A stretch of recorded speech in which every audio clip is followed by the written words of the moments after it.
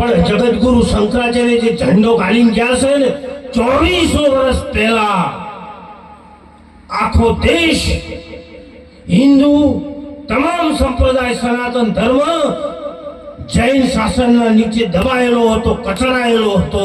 એ ટાઈમે આપણે ઉભા કરવાનું કોઈ કામ કર્યું હોય ને તો આદિ જગતગુરુ શંકરાચાર્યએ સનાતન ધર્મને બેઠો કર્યો છે.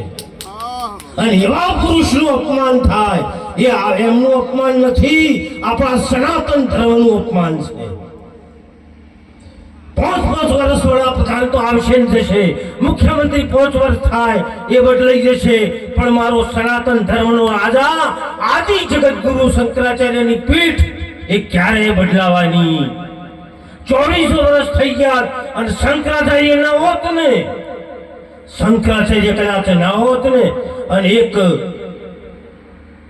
રાજપૂત સમાજ ના હોત, આ 2 જણા ક્ષત્રિય ના હોત તો આ આખો દેશ રહ્યો ને એ ટોપીઓ પહેરી, ધોળી ટોપીઓ પહેરીને ફરતો હોય, ધોળી ટોપીઓ.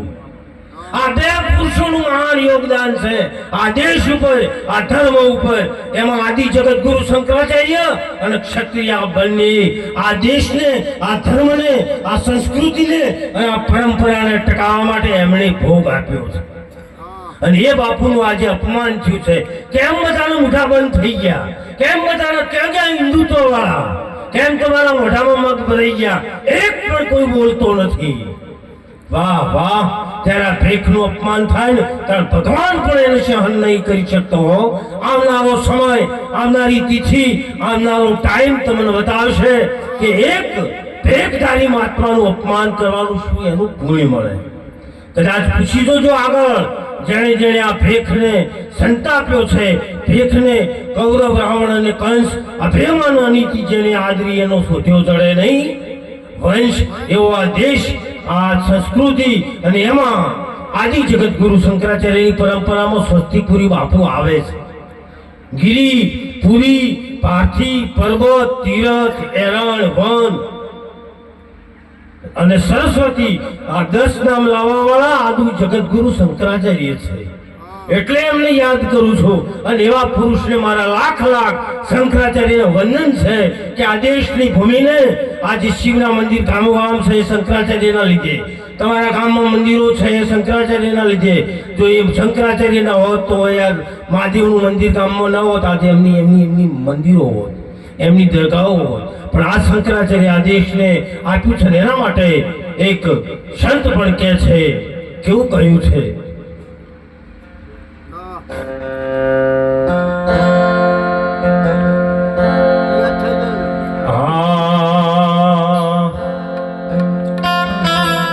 મને ટોન વગાડ્યો હતો એટલે મને ટોન યાદ છે. ટોન ઉપર આપણે કહીએ, દેવી રૂડીને રંગીલી રે વાલા તારી વાસળી રે,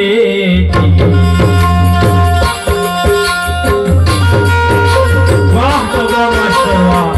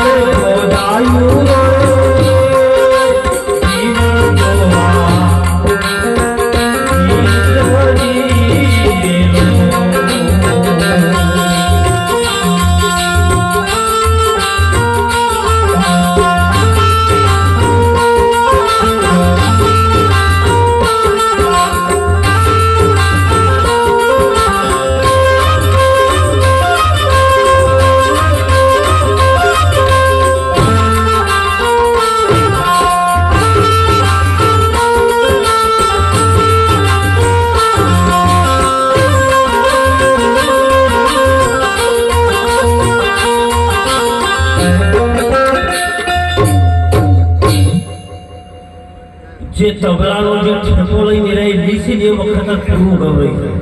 એક તબલા માસ્ટર ભાઈનું નામ શું છે મને ખબર નથી. રવિભાઈ જોશી થરા. રવિભાઈ જોશી થરા. એમના માટે તાળી વગાડો. ખરેખર તબલું એટલું તાલમાં વાગે છે, એટલી માત્રામાં વાગે, એક કાનો પણ તૂટતો નથી હો.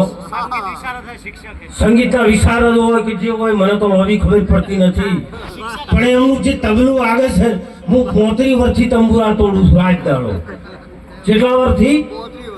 પણ મેં આજ દિવસ સુધી આવી રીતે સીધો જે જ્યારે એ આલાપ લે ને એ વખત એને જે ભેગો લઈ લે છે ને એ જ મહત્વનું છે. અને એ જે ચાલ છે ને એ ઠેઠ સુધી પકડાયેલી રહે છે. ફેર વગાડો એક તાળી.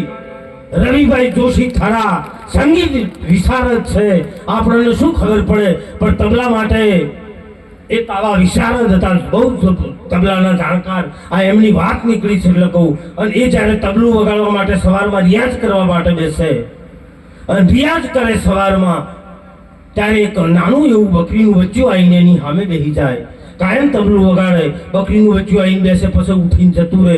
કાયમ આ ભાઈ રિયાઝ કરવા બે તબલા માસ્ટર, બકરીનું બચ્ચું બેસે.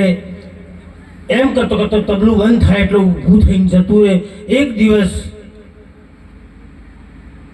તબલા માસ્ટરથી રવિભાઈ જેવા હતા, એમને પૂછ્યું કે હે બકરીના બચ્ચા, આ હું થાપ મારું છું, તાલ વગાડું છું, તબલું વગાડું છું, એ તબલામાં તને ખબર પડે છે? તું આને જાણે છે? આ તબલાનો તાલ, કાનો, માત્રા શું છે એ તું સમજે છે? ત્યારે નાનું બકરીના બચ્ચાને વાછા ફૂટી અને એને વાત કરે છે કે હે તબલા માસ્ટર, હે વિશારદ, હું આપણા તબલાને નથી જાણતી, હું તાલને નથી જાણતી, લયને નથી જાણતી, માત્રા નથી જાણતી, કાનો નથી જાણતો. આ બચ્ચું કે છે બકરીનો. પણ તમે જે તબલું વગાડો છો એ તબલા ઉપર જે ચામડું વઢેલું છે એ મારી માનું છે, મારી માનું ચામડું છે, અને એના ઉપર થાપ પડે છે, થાપો પડે છે. એ મારાથી સહન નથી થતી, અને એની વેદનામાં, એના વિરહમાં, એના દર્દમાં હું એ બેઠું બેઠું ખમાતું નથી. સાંભળું છું, રોઉં છું અને પછી તો તમે અને હું કદાચ બકરીના બચ્ચા જેટલું તો આપણે નહીં જાણતા હોઈએ, પણ માનો પ્રેમ, પિતાનો પ્રેમ અને ગુરુનો, અને મેં તો એવી કહેવત બનાવી છે કે માતા પિતા અને ગુરુ બધું અમો પૂરું. માતા, પિતા અને ગુરુ અને બધું અમો પૂરું. હો, આ 3 વ્યક્તિથી વધીને આ વિશ્વમાં કોઈ મોટું. એક માતા પિતાની સેવા કરજો અને બીજા તમારા ગુરુની, અને આમાં બધું પૂરું થઈ જાય છે. પણ મા બાપનું જેને ઋણ અદર નથી કર્યું, માતા શું છે, પિતા શું છે, એના માતા પિતા જો તમારા દુખી છે ને તો ક્યારે ગમે એટલા રૂપિયા કમાઈ લેજો. 2 દિવસ પહેલા હું અહીંયા બોલ્યો છું, એનો વિડીયો પણ મારો બહુ વાયરલ થયો છે, કદાચ ખબર હોય તો. અને ત્યાં હું એમ બોલ્યો તો કોઈ પોલીસ વાળું હોય એ પણ ખાખી વર્દી પહેરે, કોન્સ્ટેબલ હોય એ પણ ખાખી પહેરે, એસટી નો કંડક્ટર હોય તો એ પણ પહેરે, એસટી નો ડ્રાઈવર હોય એ પણ ખાખી પહેરે, બધાય ખાખી પહેરે, ટપાલી પણ પહેરે, બીજા બધા પહેરે, પોલીસ કોન્સ્ટેબલ, પીએસઆઈ, ડીએસપી, આ તે જે હોય એ સરકારી કર્મચારીઓ. પણ બધાને જોડે પિસ્તોલે હોય અને બંદૂકે હોય, પણ બધા ભડાકા કરી શકે. ભડાકો કોણ કરી શકે? ભડાકો તો જેના આદેશ હોય ને, જે કમાન્ડો હોય ને એ જ ભડાકો કરી શકે. બધા ભગવા પહેરી તો અત્યારે ગોમે ગોમ રવડે છે. બધા ભગવા પહેરી છો રવડતા? એ બધા પેલા નથી. તમે છેતરાતા નહીં, તમે ઠગાતા નહીં, સાચાય છે અને ખોટાય છે. હો, મહારાજે હમણાં કહ્યું હતું ને કે આડા ફેટિયા મારે, પણ અમે તો બાવાના ઘેર જન્મ્યા જ છીએ. અમે ભણેલા હવે પાછા એ ભણેલો ને કહેતા હતા ને અમે એમાં આવતા. હું તો જે દાડો ભગમું લઈને આવ્યો છું અને મર્યો ને એ દાડે ભગમું લઈને જવાનો, અને જે દાડે હું જન્મ્યો ને એ દાડે મારું બાળો પણ ભગમાં લુગડાનું જ હતું. અને જ્યારે મરીશ ને ત્યારે પણ આ શરીર ઉપરથી ઉતારવાનું નથી, એને પણ ભેગું સમાધિમાં લઈ અને જવાનું છે. પણ પેલા વચ્ચેથી જે ટપથી પડ્યા છે ને મામૂળો ને બાપ ગાજર, એમનાથી ચેતન રહેજો. એ સાધુ નથી, એ શેતાનો પણ બેઠા છે, એમનાથી દૂર રહેજો, એમનાથી છેતરાતા નહીં. અને એ હું તો એમ કહું છું કે બહુ જોઈ વિચારીને શંકર જો હાચા પણ છે, એમને હું વંદન કરું છું, એમને હું હાથ જોડું છું, પણ એનાથી એટલા ને એટલા જ જૂઠાય. એટલે આપણો દેશ અને ખરેખર અહીંયા બેન્જો માસ્ટર બેઠા છે. અમારા આકોલીથી સજુભા માટે પણ એક તાળી વગાડો. સંતો બેઠા છે.